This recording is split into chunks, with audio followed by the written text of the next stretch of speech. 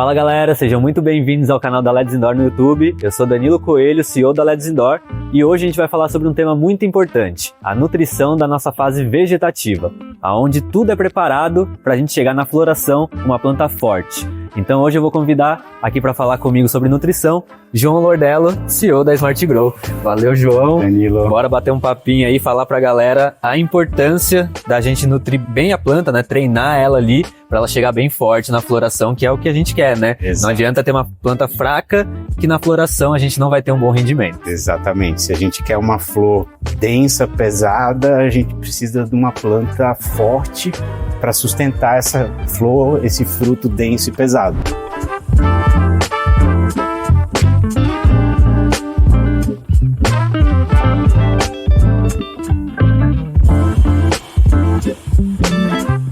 E aí, João, queria que você contasse um pouquinho pra galera, né? A gente escuta bastante essa questão do NPK, né? Acho que a galera já deve ter um pouquinho de familiaridade aí. O N é nitrogênio, fósforo, potássio, e o nitrogênio é um dos carros-chefes durante a nossa fase vegetativa. Isso. Por quê? Por que a gente precisa entregar uma quantidade legal de nitrogênio para a planta fazer uma fotossíntese legal, ter um bom crescimento? Bacana, Danilo, boa pergunta. Apesar de todos os minerais estarem ligados ao crescimento da planta como um todo, o nitrogênio especificamente é justamente o mineral que promove o desenvolvimento desse crescimento. Ele é o principal responsável pelo crescimento, pela formação, né, de clorofila. E como a gente está falando de preparar uma planta para a fase de floração, o fator crescimento é preponderante na fase de vega. Então a planta ela usa, né? Ela vai ter ali um uso de fósforo, de potássio, mas é um uso muito menor durante essa fase. Absorve, mas vamos dizer que enquanto a fase de floração ela demanda mais fósforo, potássio, cálcio, que é para o desenvolvimento da flor, do fruto, né? A fase vegetativa ela está produzindo ramos e folhas. Então o nitrogênio é o mineral mais importante, claro, ele atua em conjunto com todos os outros, né? Mas é um mineral que tem uma relevância maior, né, nesse papel de crescimento. Então por isso ele tem uma carga maior de nitrogênio, uma concentração maior de nitrogênio na parte A, que é o nosso nitrato de cálcio, por exemplo. Boa. A gente tem aqui, por exemplo, o Smartione, que é uma alimentação completa. Normalmente a gente não indica só o Smartione.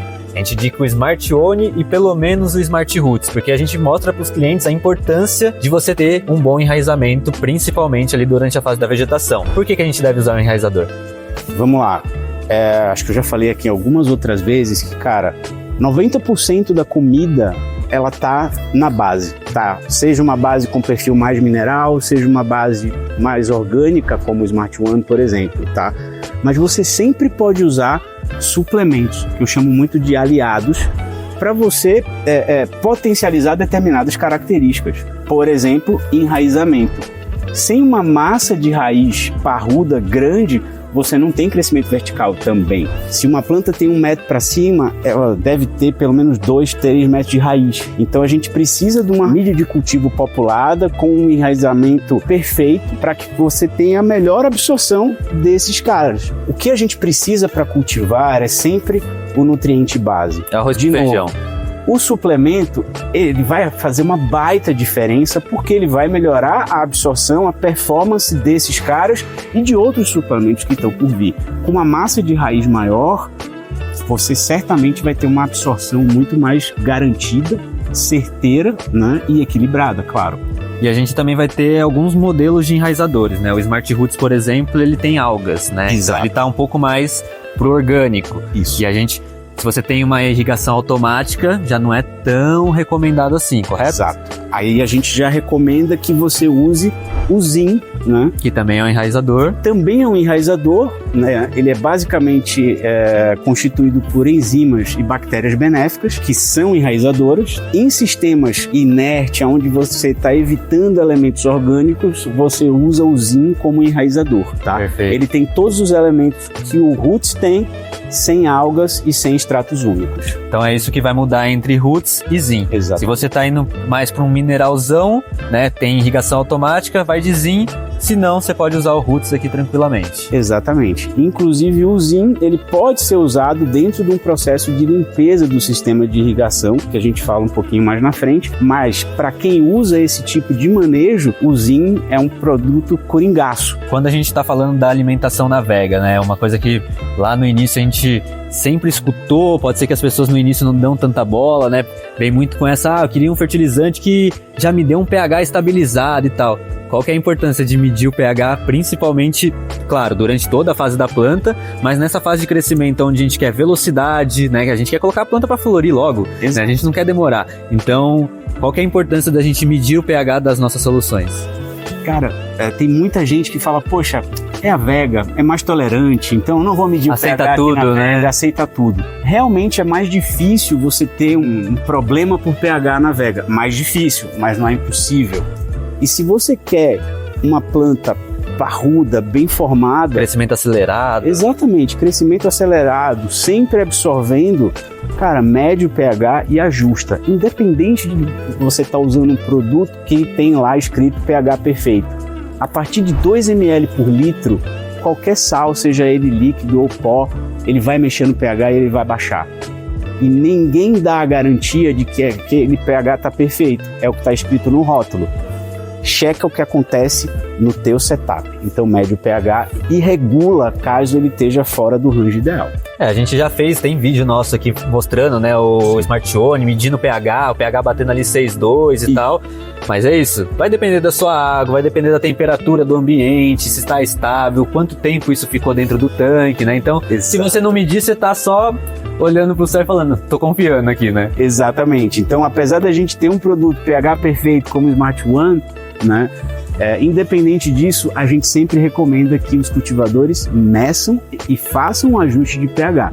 Essa é a grande diferença entre você ter um ciclo perfeito e um ciclo com algum pequeno problema, né? Eu prefiro ter um ciclo perfeito do começo ao fim. Até porque a gente está investindo, né? Exato. A gente está gastando dinheiro com isso e se a gente ficar gastando fertilizante e a planta não está absorvendo nada disso porque a gente não regulou o pH, é só dinheiro indo embora. Exatamente. A gente tem que sempre pensar no custo também.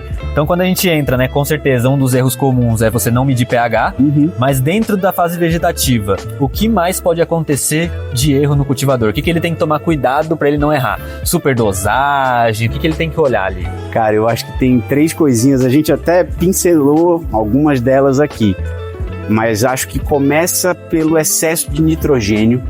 Então, acho que todo mundo que está começando, principalmente, toma muito cuidado com o nitrato de cálcio para não causar um excesso de nitrogênio, já que esse é o mineral que a gente está ali priorizando durante a fase vegetativa. Um excesso de nitrogênio vai formar aquelas folhas com formato de garra, etc. Verde mais escuro também. Exato. E isso vai travar a absorção, consequentemente crescimento. Então, excesso de nitrogênio é um erro muito comum. pH é um outro erro muito comum, justamente porque a gente escuta que a vega é mais tolerante com pH do que a flora, mas, gente, meça um pH durante os 2 ciclos ou durante todo o ciclo. Terceiro erro, excesso de carinho. Ficar olhando muito para a planta, cuidando demais. Excesso de rega acontece muito também, principalmente porque no vegetativo a gente tem um fator emoção. Olha, é um cultivar novo, é uma genética nova, eu tô olhando com o triplo de cuidado, etc, etc. Então, tira um pouco a emoção. A planta precisa de dryback, ela precisa ter oxigenação nas raízes ali. Então, regar demais é um erro muito comum, acontece pra caramba, inclusive com gente mais experiente. Quando o teu setup ou o teu manejo, né, tá utilizando um vaso maior, ele naturalmente vai demorar mais, né, para ter dryback. Sim. Tá bom? Então é um cuidado que você tem que tomar e claro, até pega no vaso, sente o peso dele para ver se ele tá realmente encharcado, né? No vaso menor é mais fácil de você medir esse dryback. Até mesmo se você errar e regar demais, ele é pequeno, ele vai secar mais rápido, né? Ele vai dar runoff. Se você regar demais, ele não vai ficar encharcado. Sim. Ele vai drenar, mas num vaso grande não. Ele vai ficar encharcado.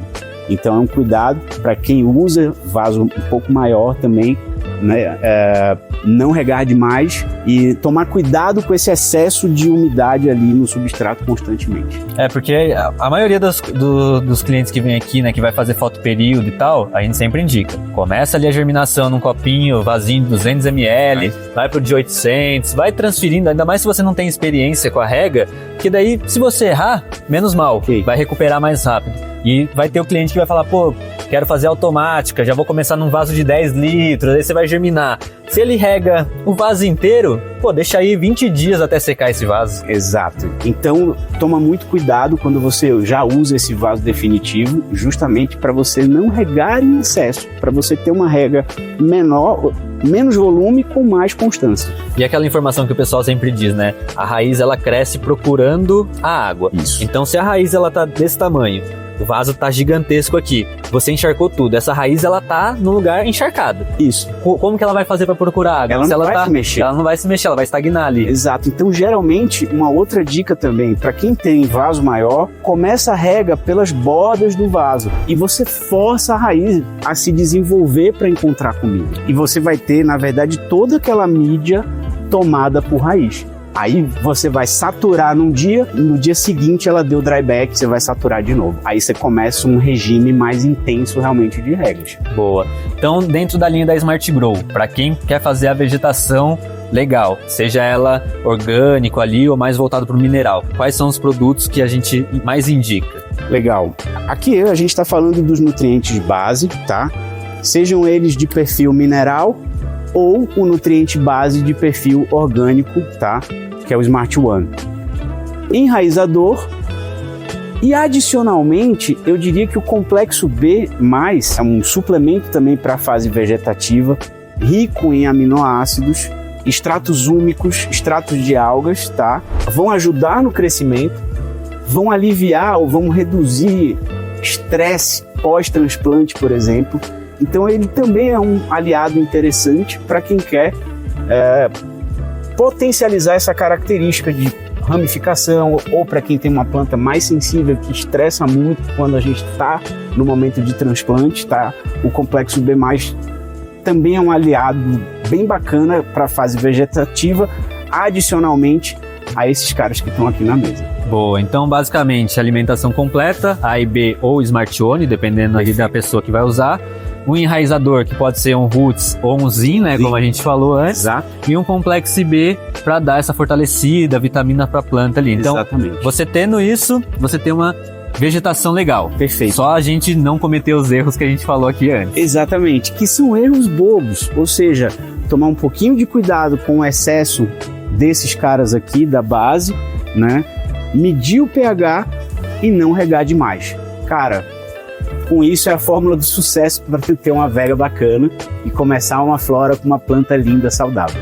Então, como vocês puderam ver, não tem tanto segredo. São 3 erros comuns ali que a gente tem que tomar cuidado. A planta é a melhor fase, né, para a gente preparar ela para floração. Poucos fertilizantes, a gente consegue ter a alimentação completa. Não dá excesso de carinho, deixa a planta desenvolver, é uma vida, né? Então, deixa rolar ali com o tempo e vamos controlar um pouquinho da rega. Com isso, com certeza, a gente vai ter uma boa vegetação. Então, galera, espero que vocês tenham gostado desse vídeo. Valeu, João, aí por todas as dicas, né? A gente está sempre falando aí de nutrição e a parte vegetativa é muito importante. Espero que vocês tenham gostado. Não esqueçam de deixar o like, compartilhar, comentar. Você faz alguma coisa diferente? Já passou por algum erro que a gente falou aqui ou algum erro que a gente não falou? Comenta aqui embaixo também. Então é isso, galera. Até o próximo vídeo.